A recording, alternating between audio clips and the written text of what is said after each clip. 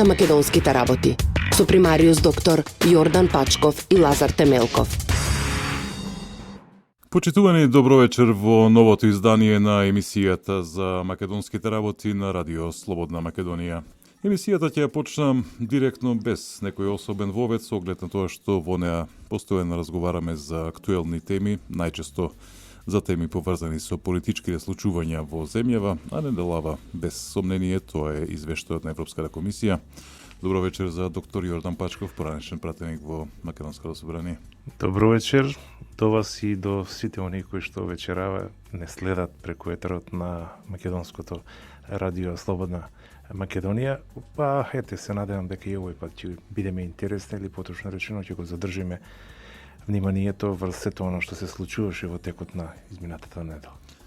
Пачков, Македонија ја доби седмата поред препорака за почеток на преговорите за пристапните преговори со Европската Унија за членство во Европската Унија.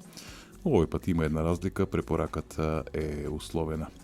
Има ли простор за чудење, мислам на условот, ако ги земеме предвид сите работи што во изминативе 10 месеци се случува во Македонија на внатрешно политички план?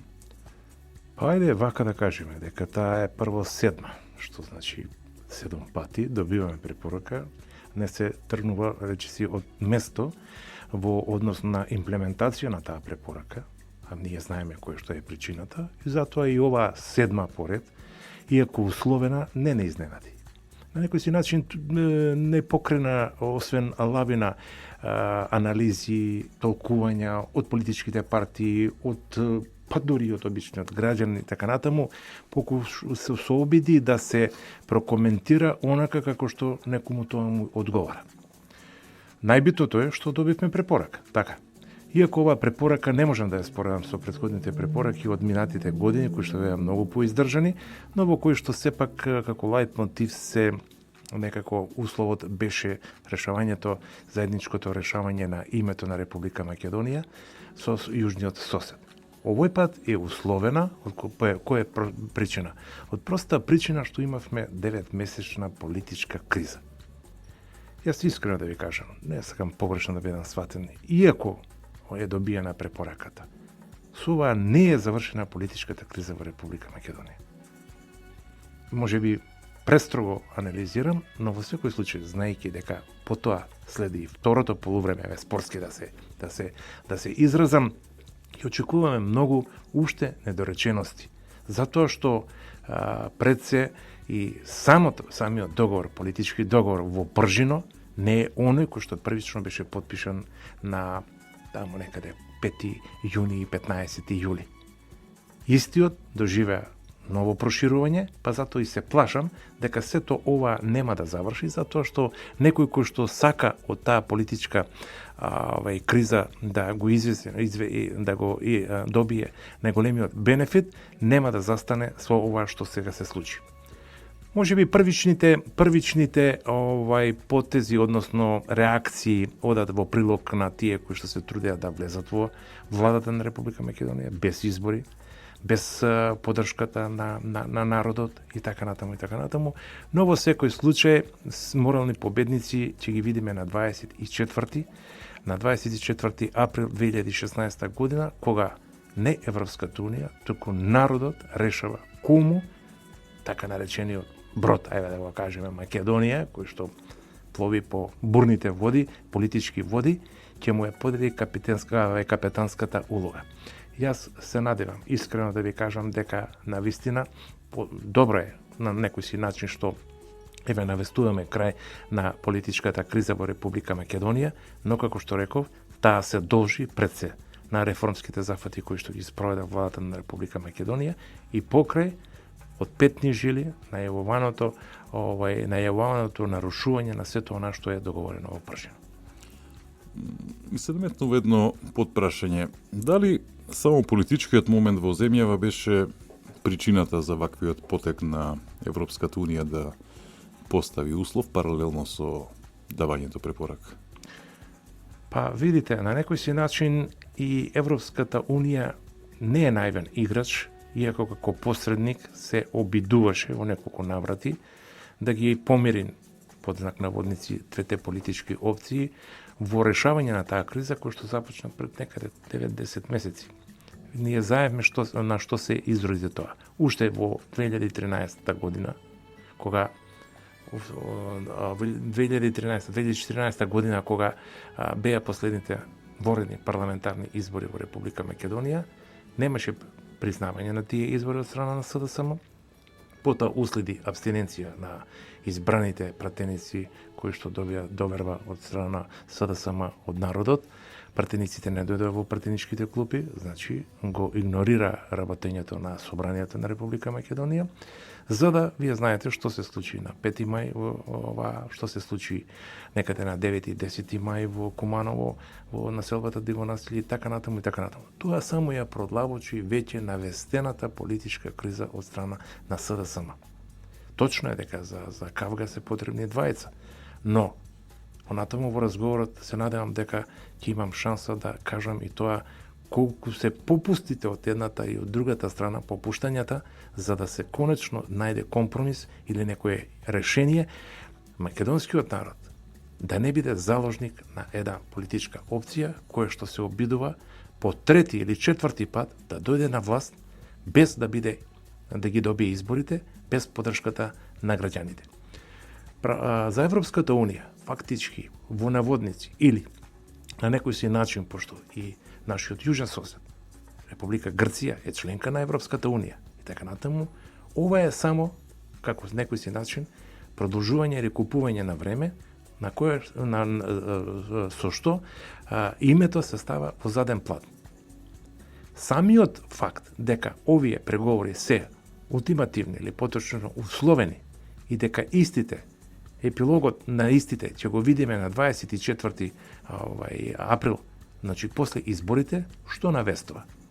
Да, од 24 доколку го имплементирате сето она што договорено во пршино и спроведете демократски на високо ниво, значи легални парламентарни избори, вие повторно ќе бидете условени, а тоа е името кое што со посредство на Обединените нации треба да изнајдете заеднички начин, заедничко име, за да го тоа решите. Самото тоа навестува дека искрено, ја гледам и равнодушноста помеѓу луѓето кои што ги засега сето ова што се случува, но некако, пошто тоа е седми пат, некако тоа е како да премина во навика. Ќе ја добиеме, значи препораката, таа препорака, потоа знаеме дека се проследува на повисоко ниво кој што треба да ги започне, но на овој начин ќе го држиме за збор. Јоханес Хан, кој што рече дека ќе ги отвори за решавање поглавјата 20-24, кој што всушност е содржана суштината на нешто. Македонија да ги започне преговорите со Европската Унија или поточно да добие датум за почеток на преговорите, а во да се решава и проблемот со името со Грција. Да се вратиме на самиот извештај на Европската комисија. Сигурен сум дека сте запознаени со неговата содржина, со содржината на препораката. Според вас, во кои сегменти гледате дека Европската комисија во извештајот е на иста фреквенција со она што го работи или што го сработела владата, а кои се местата каде што нешто треба да се доработи или да се работи? Па видите, јас не би почнал од втората ваша констатација, значи има забелешки, но има и пофали. Но сум позитивни работи кои што се однесуваат во препораката и кои што мислам дека фактички препораката ја и направија издржана по седми пат да ја добиеме. Ја заработија препораката. Точно. Од која причина? Затоа што втората ваша констатација дека има и забелешки е всушност лајмотивот на сето оно што се случува со ваквите препораки и кое што крие многу на некој си начин дубиози недоречености за кои што се надевам, можеби сега не, али во некоја посебна специјална емисија би сакал да зборувам, да дебатирам и да го искажам својот личен став од тоа искуство. Зошто? Затоа што ние секоја година ги добиваме истите забелешки. Сами знаете. Владење на правото, потоа судството, потоа, како се вели, медиумите, односно слобода на говорот и печатот, корупцијата во Република Македонија. исти препораки или поточно речено забелешки кои што можете да ги најдете ако се ги читале или ќе дознаете од медиумите дека истите тие се содржани и во извештаите на останатите земји претенденти за влегување или отпочнување на разговори со Европската унија за влез во оваа асоциација.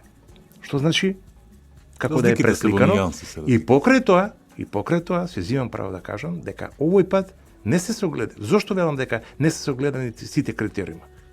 Од проста причина. Еве да го земеме случајот со вас новинарите, со медиумите, со слободата на говорот и така натаму. Сите ние во Куманов дека кажеме поголема демократија во медиумите не постои. Значи и опозицијата и позицијата или тие што се вржани за провладините да ги така наречеме медиуми имаат можност преку своји електронски медиуми, пред се мислам на телевизиските куќи и така натаму, преку пишуваните медиуми, пред се мислам на дневниот, неделниот и месечниот печат, во најново преку социјалните мрежи да ги искажуваат како сакаат своите ставови, своите забелешки. Дури да одат, се извинувам на зборот, и до вулгарности кои што ги фрлаат на противничката страна. За момент ја прекинам. Во Соединените Американски држави, например, се знае кој од оние телевизии што припаѓаат на големата мрежа, дали е CNN, дали е Fox News, на која страна влече, дали се тоа демократите и републиканците. И никој тука нема забелешки. Во Грција, најголем дел од весниците, они што се влијателни, се врзани, поточно порано беа врзани, додека се уште беше јака силна нова демократија, беа врзани за нова демократија и за ПАСОК. Кога едната партија одеше во опозиција и тие одеа во опозиција. Зошто во Македонија да се забрани некој медиум да има став и да не да пропагира, туку да повеќе да зборува за работите кои што смета дека се правилно? Ако сте неутрален, како што треба да биде. Значи, ако го протежираме истражувачкото новинарство. Малце ме буни тој термин политичка неутралност. Така. Или работите се црни, или се бели. Точно. Да ги правиме сиви. Да, има еден друг феномен, кој што од Америка или по полека... избалансираност во известувањето. Што значи избалансираност? Така. Медиумот, кој што само коментаторски, се извинувам, не коментаторски, извештајно ги дава редослед, хронологијата на станите, во последно време го свртеа вниманието врз себе и за нив не можеме да кажеме дека се партиски обоени или застапуваат некоја партија, дали од опозицијата, дали од позиционата партија и така натаму и така натаму. Но дека имаме еден нов феномен кој што се јавува. А тоа е економскиот дел. Финансирањето на такви медиуми од страна на една групација, еве ќе да кажеме Сорос или поточно речено отворено општество во Република Македонија кој што за медиумите финансира дури по 5 милиони евра. Ќе молам, вие работите за една куќа, другите новинари за нивните, кои ќе се пофалат, не знам колку се нивните или вашите примања и не ме интересира, но туку јас ја гледам објективноста со која што вие настапувате. Да, меѓутоа во извештајот никој не вели дека има една групација на медиуми во Македонија кои финансирани од страна на Сорос пропагираат, поточно влечат на страна на опозицијата. Токму тоа сакав да го кажам. Тука се согледане едностранчиво. Ако извештаите кои што и понапред, еве ќе се земам за право да кажам, не сакам да ги диференцирам, ама вие самите новинари се издиференцирате. Сдруженијето на новинари на Македонија, ЗНМ и нивниот представник. Значи, има такви, отворени врати, дури и Европската унија, да ги изнесат своите лични ставови во однос на демократијата, во однос на слободата на говорот во Република Македонија, зошто тогаш втората асоциација не е консултирана? Тоа е МАН, Македонската асоциација на новинари. Дали овдека нема новинари, членови, мислам дека и дури МАН е побројна со новинари и сите оние останали кои што го имаат епитетот во новинарството во Република Македонија. Тука Европската унија ги препишува извештаите по индиго или пак е на страна, да кажеме, на опозицијата во овој случај, која што ќе видиме понатаму, им дава некој си ветер во грб за да продолжат понатаму. Она што всушност ја доби препораката се реформските, остварувањето на реформските имплементацијата на реформските зафати во Република Македонија. И затоа ќе ми дозволите само таксативно зимајќи во обзир дека има многу позитивни работи кои што сепак треба да бидат потенцирани во една ваква емисија и пред се за граѓаните и да ги споменам. Значи, во самиот извештај е констатиран одреден напредок во некои области во јавната администрација. Дефинитивно, тука дури не може да замерат ни опозиционерите, иако тие си ги толкуваат сите овие забелешки преку своја диоптрија. Законската рамка за заштита на човековите права е во широка мерка во согласност со европските стандарди и тоа е потенцирано.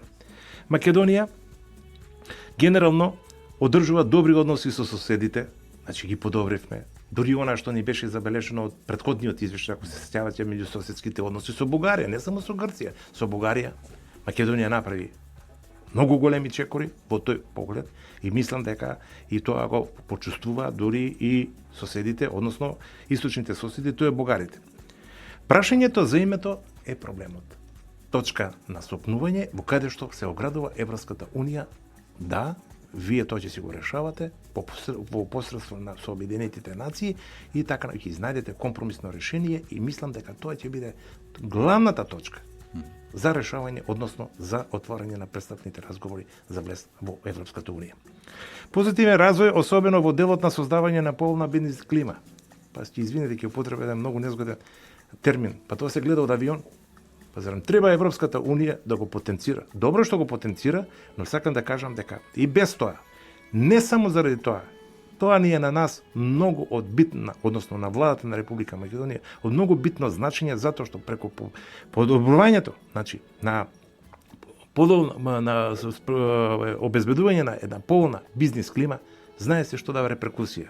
Привлекување на странски капитал, странски инвестиции, вработување, намалување на невработеноста во Република Македонија, покачување на стандардот на живењето, на крајот на краиштата, економијата е таа клучна која што всушност треба, како што реков, и да биде појдовна основа, а тоа е веќе во приоритет во политиките на владата на ВМРО ДПМН.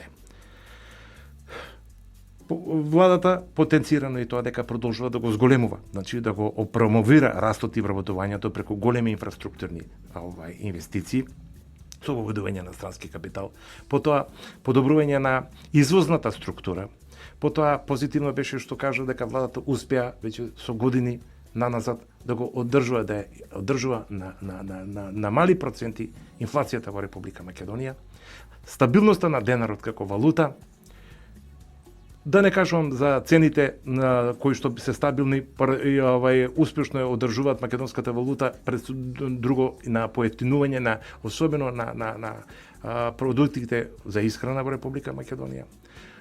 Грижа на владата на Република Македонија која што прави капитални инвестиции, односно проекти во однос на енергетиката, потоа во транспортот, пред се мислам на железничкиот, а да не зборуваме за патниот инфраструктурни проблеми и многу други работи кои што ќе одземат, како што реков, повеќе време за да ги образложам, а заслужуваат такво нешто, направија да ја добиеме таа препорака и за владата на Република Македонија, и за граѓаните на Република Македонија. Многу е битно затоа што знаеме што ќе значише ако добиевме негативно, односно одбивање по седми пат, седмата препорака да биде замената со одбивање. Пачков, правиме куса пауза и продолжуваме со разговорот. Почитувани, повторно сме назад во студиото на Радио Слободна Македонија со емисијата за македонските работи. Со доктор Јордан Пачков разговараме за последниот извештај на Европската комисија за напредокот на Македонија во евроинтеграциите.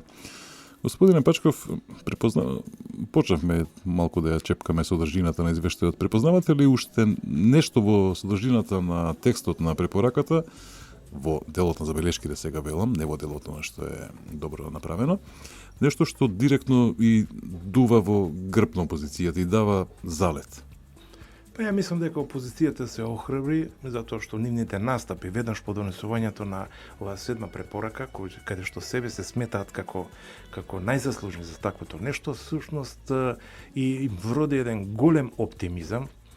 Заев успеа на некој си начин да го држи се уште на едно рамниште, како да кажам, мотивот во своите редови, својата функција во партијата и така натаму, од проста причина што, иако во забелешките, една од поглавните забелешки, беше нотирана корупцијата во Република Македонија, без разлика дали тоа се однесува и во извештаите на останатите други држави, сега гледаме за самите себе, тоа не беа спомнати главните фактори на што се размислува. корупција. Кога ќе кажете корупција, тоа значи Корупција е многу широк појам. Широк појам. Значи тука се корупирани пред се поединците, али на крајот на краиштата институциите кои што се носители на политичкото, на општественото живење во Република Македонија. Зошто велам дека се осоколија? Затоа што не беше потенцирано. Ипак сепак тие се носители на високи функции двоецот Заев и Шекеринска. Си uzimam право да кажам дека Заев, самите знаеме, дури и снимени снимки кои што не се ни сечени, ни лепени, ни монтирани, едноставно добиени по легален пат во кој што всушност се зборува за неговите сомнителни тендери пред се со најтесните членови на семејството Заеви во Струмица.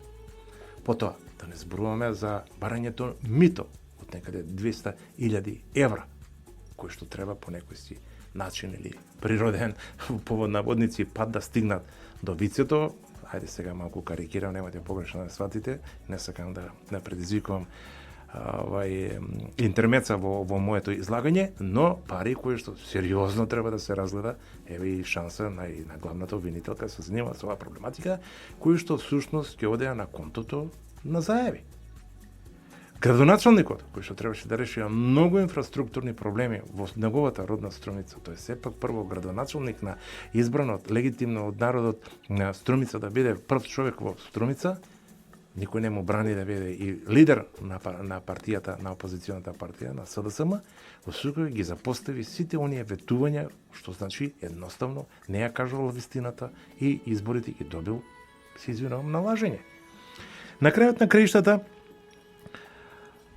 Заев има толку фирми со кои што дали се негови, дали се присутни и така натаму, кои што ја подгреваат тезата, ајде нека биде и шпекулација, дека тој има капитали во странство, почнувајќи од вилата во Грција, вилата во Грција, некои банки, неговото, а тоа асоцира пред се на неговото постојано одење во Република Грција. И ајде да го ставиме сега Заев малку на страна. Господјата Шекеринска, која што е подпредседател на најголемата опозициона партија СДСМ. Исто така, незините, како да кажам, ајде, незиниот луксус ќе го ставиме на страна, но незиното издавање на собствени станови под кирија на фирма, каде што се добива со илјадници евра кирија, каде што работи незиниот маж, се толку сомнителни, значи за перење на пари, за водење на една, како да кажам, криминална постапка во однос со финансиите, сето тоа става, значи, темна страна доколку проработи човечката совест, да кажеме, кај овие двајца, или едноставно сето оне кој што чуко тоа, кој што тоа го знае со голема надоза и го прифаќа. Називајќи во обзир дека сето тоа не беше нотирано, иако мислам дека Европската комисија е многу добро запознаена со ваквите случања во Република Македонија, тоа им даде на некој си начин и ги подгрева надежите дека тие имаат план Д со кој што ќе настапуваат и со кој што едноставно се убедени дека ќе ги добијат изборите на 24 април. Впрочем, за тоа многу зборува и изјавата на Заев на новинарско прашање, што после кога ќе се вратите во Струмица, нема потреба да се враќам, јас веќе нема да бидам градоначалник, јас ќе бидам премиер на Република Македонија. Генерално коментарот на владеачката ВМРО ДПМН е дека условената препорака е всушност неуспех на СДСМ во намерата Македонија да ја загуби препораката во целост. Прашањето ми е, плати ли ВМРО ДПМН висока или превисока цена со блокирањето на обидите на СДСМ, Македонија да не остане без препорака? Мислам со спроведувањето, со подпишувањето и со целосно спроведување на оно што го нарекува договорот, договорите од 2 јуни 15 јули. Дали превисока цена плати или ќе плати ВМРО ДПМН? Можам лаконски одговорам да. Но еве ќе се обидам тоа повторно да го образложам. ВМРО ДПМН е сериозна политичка партија, сериозна политичка опција која што во една прилика и повторно ќе го повторам, таа веќе не е само политичка партија, туку политичко движење во Република Македонија. Преку 6 стотини илјади членови, односно симпатизери, активисти и така натаму, кои што се елаборира, односно кои што се потврди, на ова, како се вика, на последните парламентарни избори, кои што се само беше потврдено со одговорот на случувањата кои што се случија на 5 мај пред зградата на владата на Република Македонија, со излегување на улица на пред порта Македонија и собранието на 100.000 луѓе кои што дадоа поддршка на политиките на Груевски. Зошто велам плати? Затоа што реков, ВМРО ДПМН е сериозна политичка партија која што сноси политичка одговорност ако работите во оваа држава не се одвиваат онака како што треба. Зошто? Ја добивте поддршката од граѓаните и вие сте тие кои што треба да се спремите со сите недоречености, со сите како да кажем предизвици и така натаму и така натаму. Не да очекувате некој тоа да ви го решава. Од тие причини, кога се стави на кантар, што добиваме, а што губиме во однос на добивањето на 7 поред препорака за отпочнување или добивање на датум за отпочнување на престапните разговори за влегување во Европската Унија, Груевски реши, или поточно речено, кога велам Груевски, пред се мислам ВМРО ДПМН, партијата, дека компромисот подразбира и попуштање. Зошто? Затоа што вие самите знаете, дури Заев и она што го потпиша, тоа не значи слабост. Не значи слабост, ќе го потврдам тоа. Значи, Груевски Заев не само што не го испочитува тоа што го потпишал на 15 јули, кога требаше да се почне реализацијата, туку тој го искористи да го надокради договорот во пржино, се со се да го расчисти патот или да го олесни неговиот пат кон неговите желботеки. И покрај тоа, играше на карта избори да нема, истите да се одложат, како што тоа се случи 1990 година, како што тоа се случи 1998 година, како што тоа се случи 2013 година. Значи, со цел да се имплементира, да се влезе во влада, понатаму ќе видиме што ќе се работи, колку ќе се ова нешто ќе се пролонгира, причина за да можат на тој начин со навлегување или ставање на своји луѓе во владата на Груевски, поставување на своји министри, да го добие кост бенефитот на сето ова политичко уйдурма во Република Македонија. Но, реков дека најпрвин требаше да се реши политичката криза. ВМРО ДПМН свесно, иако беше подложен на многу критики пред се од своето членство, од гласачите, затоа што во членство е едно, гласачи се друго, вие знаете дека симпатизерите се добиваат токму со водење на исправни политики и со реализација на ветените проекти со кои настапивте во политичката програма на изборите. ВМРО свесно одстапи од многу недоречености кои што, искрено да ви кажам, досега невидени во Република Македонија.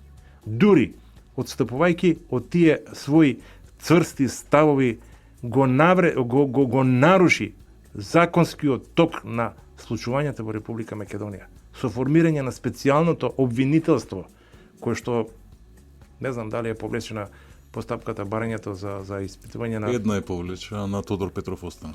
На Тодор Петров остана. И така натаму, ја отвора Пандорината кутија. Значи, и онака е она подотворена, затоа што тука се надзираат и се појавуваат уште многу други желботеки. Никој не може да ме убеди дека ова се е завршено.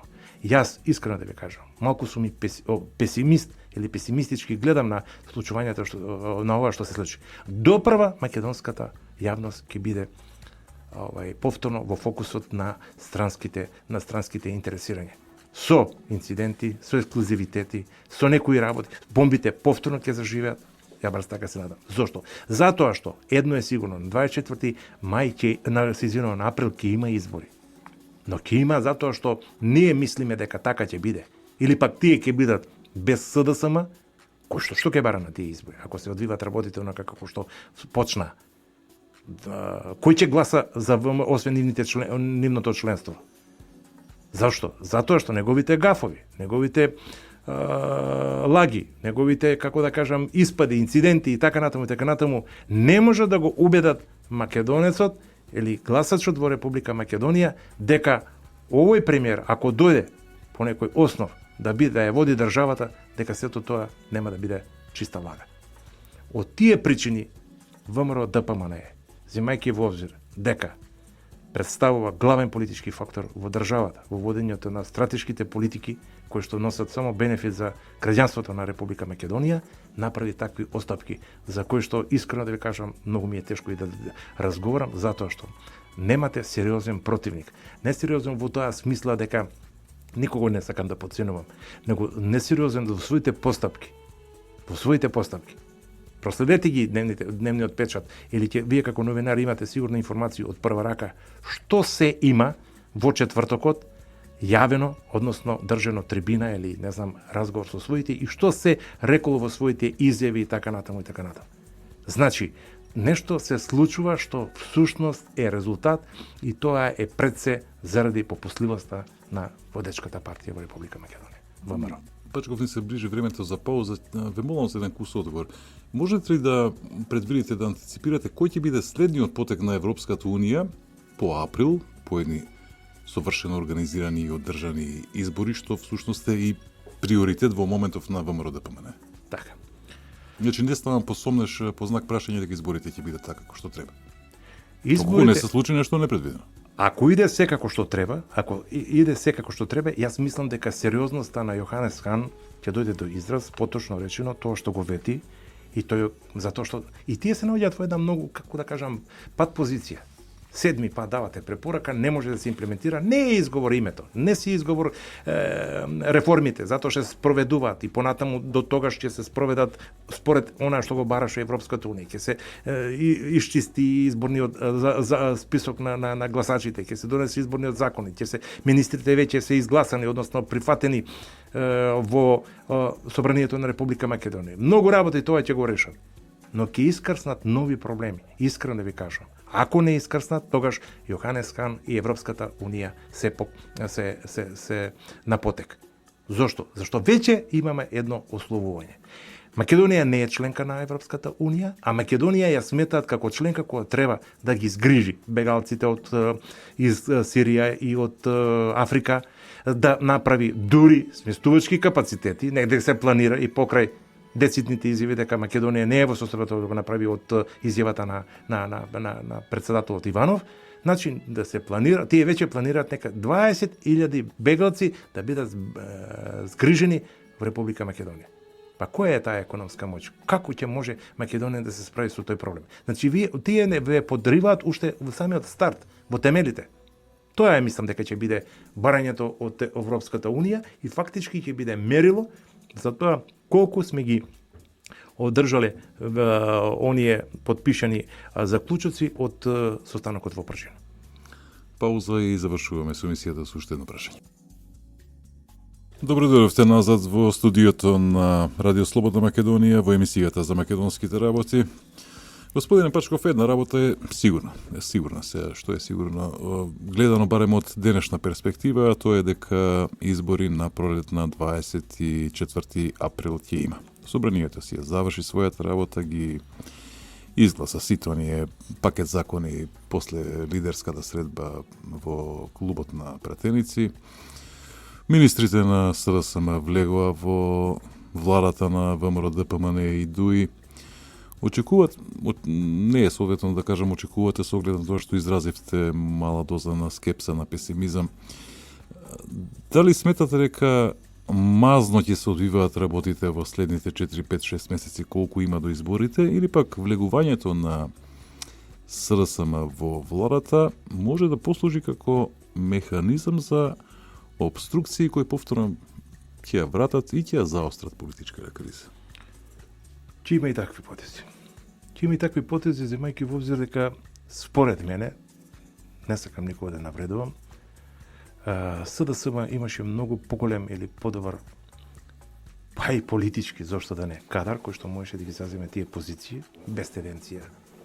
Сега да се ставам јас папа над папите, како што вели нашиот народ, едноставно не ги подценувам нивните интелектуални способности, но сега ми е јасно зошто ги прифати ВМРО ДПМН како такви токму овие историни личности.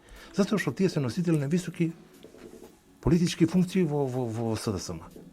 И ако нешто не оди како што треба, или доколку сето тоа пропадне и така натаму, тогаш тие сносат не само законска, туку и политичка одговорност пред се. Значи, тоа беше финтата зошто одеднаш се преправи да овие позицијски места, министерски места во фотелјата на во владата на Република Македонија им се доверат токму на вакви функционери. Нели прв пат требаше да се најде. Самиот Оливер Спасовски даваше изјави дека министер на Министерството за внатрешни работи треба да биде неутрална личност со вакви капацитети, со вакви аполитички и така натаму, испадна дека Заев фактички си ги реши собствените проблеми во партијата, заблагодарувајќи им се на најголемите негови истомисленици кога беа настапите при обелодувањето на бомбите и така натаму и прислушкувањата кои што всушност ја занимава Република Македонија доведува таа политичка криза. Значи, тоа е веќе нешто видено или насетувано. Оној кој што се разбира во политика нема да побегне од таа констатација. Многу е битно едно. Избори ќе има. Во секој случај. Тоа е едната од 4 опции кои што, ако се сеќавате, кога ме прашате во една емисија, кога рековте кои се понатамошните потези или потежно кои опции се во игра, пред да бидат решени дури најосновните барања на опозицијата за специјален обвинител, за незините 14 обвинители и така натаму. И јас реков дека избори со или без СДСМ мора да има. И тоа е единствената опција која што сега е во игра од останатите 3, ќе ги поменам. Договорот треба да биде проширен. И имаме проширување на договорот. Е така. Значи се прошири иако немаше црвена линија беше подлечена, нема стапување, Хан дури се налути си, отиде во Брисел, но сепак повторно преговори беа пробиени сите рокови кои што беа подпишани во пржино, значи со избор на министри, со избор на заменици на министерски места и така натаму. Значи проширување. Договорот да се спроведува чекор по чекор. И тоа е на победа, да кажеме. Најлошата комбинација или најлошата опција беше договорот да се прогласи за неспроведен. А знаете кој тоа ќе го прогласи? Јоханес Хан на 24-ти, односно после изборите во Република Македонија. И тука, искрено да ви кажам, очекувам позитивни имплементации од сето оно што ќе се случи во Република Македонија, но откако ако имаме поголна клима, тоа подразбира. Значи, конечно, имплементирање на завршеток на политичката криза во Република Македонија, политичките партии сега да се свртат кон своите програми, кон своите проекти кои што планираат да ги ветат на избирачките тела, на гласачите, и да водат кампања како што доликува, затоа што и тоа ќе биде репер, и тоа ќе биде огледало на сето она што се случува. Европа не е наивна за да ви прими во своето семејство со некои, ајде не кажам, уште пубертетски неизлечени болести. Од тој аспект ќе се фаќа за сламка. СДСМ се уште не може да свати дека работите се одвива онака како што посакува народот, односно како посакуваме сите ние, а најповеќе ВМРО ДПМН. Зошто? Зашто после 24-ти нема сомнежи дека изборите биле наместени, дека изборите гласачите биле проморувани, па дури употребата на полицијата, па не знам гласачки измислени виртуелни гласачи од како се вика Албанија, па не знам уште кои не бугарски возови спроведување и така натаму, затоа тие не ги сметаат изборите за легални, легитимни. После 24 што, кога се е подпишано, се спроведувано како што треба да биде. Само накусо за крај, сметате ли дека Заев овој пат ќе има доблест да рече да, загубивме на изборите? Не. Искрено се земам за право. Нека ми се навреди кој што сака да каже, се мајки обзор. Мерило се тоа на што го направи преходно. Неговите изјави пред се, неговата ноторна лага дека во Израел се сретнал со вториот човек на една контравештајна служба, ајде така да ја наречеме, за поразбирливи да бидеме пред нашите слушатели и така натаму. Мислам дека човекот треба да расчисти со некои работи. Во политиката има залутани политичари, но нивниот век е многу краток. Македонија се наоѓа на една, морам да кажам, политичка раскрсница во која што, како што реков, народот ќе појде кон оние сериозни луѓе кои што ветуваат, што исполнуваат, луѓето кои што имаат доблест пред се да ги признаат собствените грешки. Затоа што секој е погрешен, секој прави грешки, но вакви кардинални кои што подоцна ќе се користат како гафови, како исмејување и така натаму, не идоликува дури и на самата партија на СДС. Дури, одаме и понатаму, дека е прашање, големо прашање, дали СДСМ ќе излезе со заев на изборите. Ако има некој доблес, треба да остави кадрите кои што доаѓаат, луѓето кои што разбираат политиката, авторитетите, кои што не мора да ги добијат изборите на 24 април, но ќе створат една поволна клима за развод или враќањето на довербата меѓу граѓаните на СДСМ и опозиционите останати коалициони партии. Господин Пачков, ви благодарам за реализацијата на уште една емисија. Ви благодарам и вам. Сега да очекуваме оно што ќе се случи, односно што ќе се случува во текот на Следиме и ќе анализираме. Ќе анализираме затоа што, верувајте, секоја недела понапред бевме имуни на тоа дека со решавање на еден проблем, односно не имуни, него имавме надеж дека со решавање на еден од проблемите се застанува и целиот комплекс таа политичка криза се решава. Не, овдека имало многу задкулисни работи кои што всушност доправа да за ние ќе дискутираме. Верувајте ми, јас не сум бог знае како политички аналитичар или политички стратег или како да кажам, но човек кој што длабоко навлегол свесно или несвесно во политиката со моето бирање, односно со моето членство во собранието, односно мојот избор како пратеник ВМРО да помине во собранието на Република Македонија. И знаете, кога преземете некоја функција која што диаметрално спротивна од мојата, јас сум по вокација лекар, тогаш морате да учите, да слушате и на крајот на краиштата да излекувате вистински и реални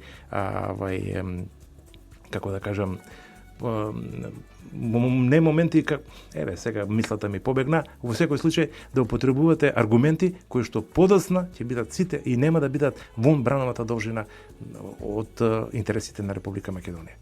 Јас се уште стојам за тона премиса дека државата пред се, Македонија пред се. Говорете, тоа што сте го научиле во меѓувреме на политиката, секако дека ќе го употребиме во следните изданија на емисијата за македонските работи. Почитувани, овде привршуваме. Јас сум Лазар Темелков, уредник и водител на емисијата, главен говорен уредник Дејан Андоновиќ. Продукцијата е на Радио Слободна Македонија. Денеска е недела, 15 ноември 2015 година. И посакувам пријатна вечер. За македонските работи со примариус доктор Јордан Пачков и Лазар Темелков.